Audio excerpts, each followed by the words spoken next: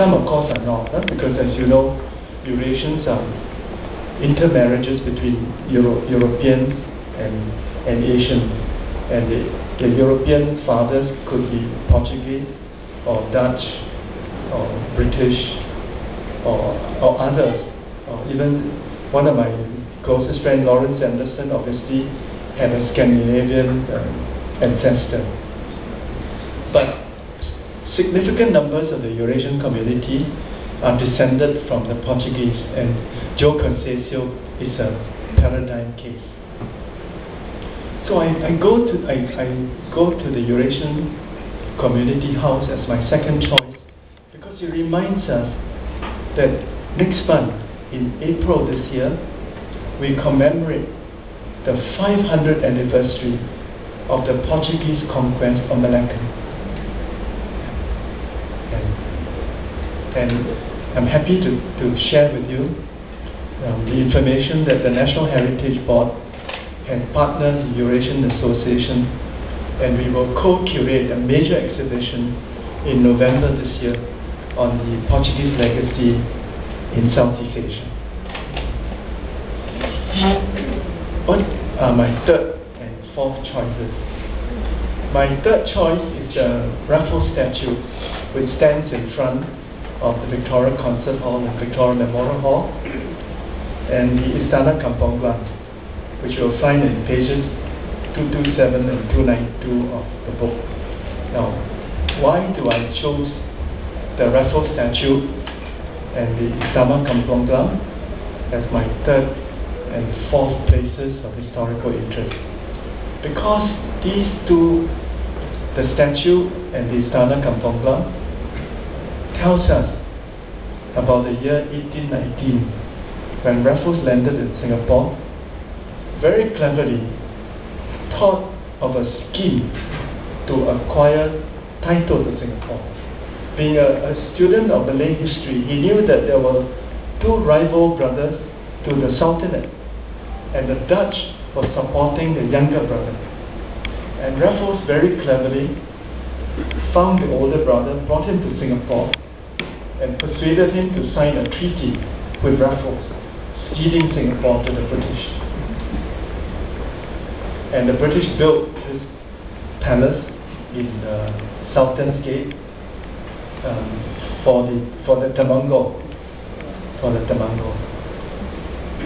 So the statue of Raffles and the palace in the Kampong Glam, Sultan's Gate, tells us of this very important milestone, 1819.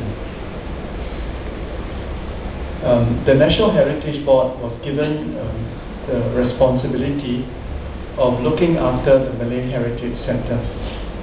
So we are renovating the place, we are expanding it, and we are recreating the exhibits. It will be reopened later this year, and when it reopens, I hope all of you will visit it, because you will learn more about the story of the early days of Singapore. And also I want to showcase the history of the Malay peoples of Singapore. What is my fifth choice? My fifth choice is the Armenian Church of St. Gregory.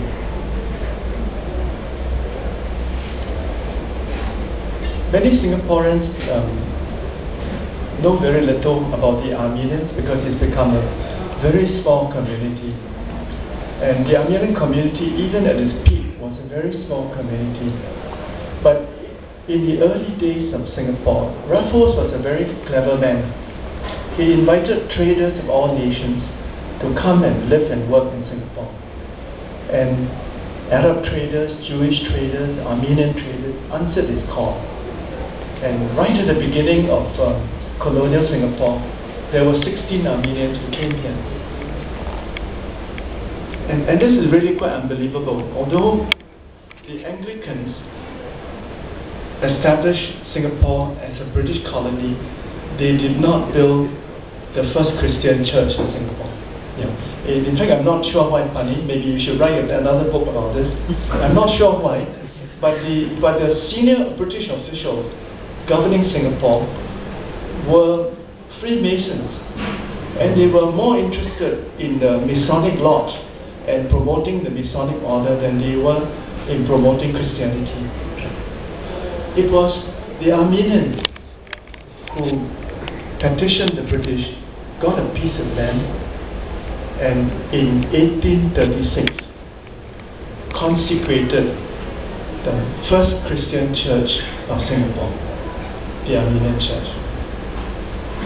Later this month, on the 26th of March this month, we will celebrate the 175th anniversary of the consecration of the Armenian Church.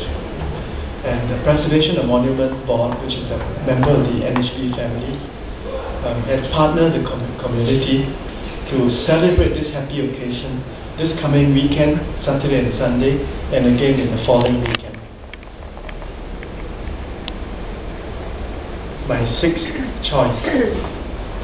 My sixth choice is the Sun Yat-sen Memorial Hall near here, off Balestier Road, in a little street called Taijin Road.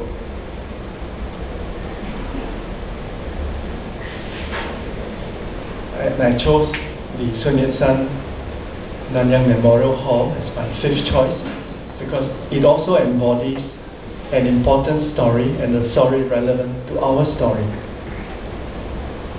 Dr. Sun Yat-sen was a very unlikely revolutionary,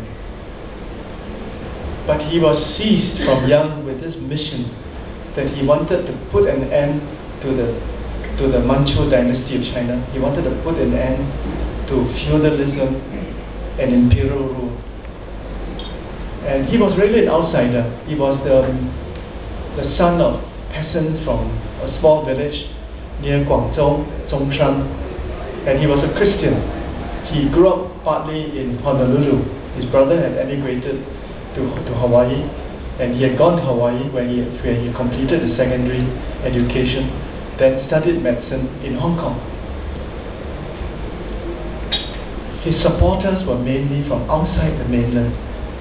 They were from Japan, Chinese students studying in Japan, and the overseas Chinese community outside of mainland China. The Chinese community in Singapore played a very important part in supporting Dr. Sun's revolution against the Manchus. And in October 1911, in the city of Wuhan, there was a Haising revolution that succeeded. And this, like what happened in Tunisia and Cairo recently, was the spark that lit the fire. So in October this year, we will celebrate the 100th anniversary of the 1911 revolution. And on the 8th of October, the National Heritage Board is also looking after this Sun Yat-sen Nanyang Memorial Hall, which we are renovating. On the 8th of October, this national treasure will reopen. There will be a new park in front of the building, the Zhongshan Park, and we will also organize a conference to discuss the historical implications of the 1911 revolution. And through this event, Singapore is able to play a small part in the telling of the larger Chinese drama. And it is one of those few events that unite Chinese on both sides of the Straits of Taiwan. Let me now go to my